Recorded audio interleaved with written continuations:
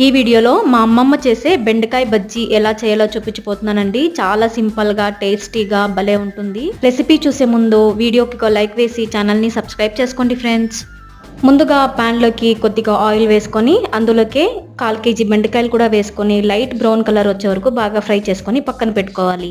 తర్వాత ఒక పాత్రలోకి ఫ్రై చేసుకునే బెండకాయ, టమోటో, ఆనియన్స్, తెల్లగడ్డ, కొద్దిగా చింతపండు కూడా వేసుకొని అందులోకి తగినంత నీళ్లు కూడా పోసుకొని నీళ్ళు ఇమిరే వరకు బాగా బాయిల్ చేసుకొని పక్కన పెట్టుకోవాలి. ఇప్పుడు వీడియోలో చూపించినట్టు ఒక స్మాషర్ లేదంటే పప్పు గిత్తెతో బాగా ఎనుపుకొని పక్కన పెట్టుకోవాలి. ఇప్పుడు ప్యాన్లకి కొద్దిగా ఆయిల్, కరివేపాకు, జీలకర్ర, సాసులు అన్నీ ఫ్రై అయిన తర్వాత మనం ఎనుపుకొండే గొజ్జు కూడా దీంట్లోకి వేసి రుచికి సరిపడా ఉప్పు, కారం, కొత్తిమీర వేసుకొని 2 నిమిషాలు ఫ్రై చేసుకున్నామంటే టేస్టీగా ఉండే బెండకాయ గొజ్జు రెడీ అయిపోతుందండి. వీడియో నచ్చితే లైక్ చేసి ఛానల్ని సబ్స్క్రైబ్ చేసుకోండి ఫ్రెండ్స్.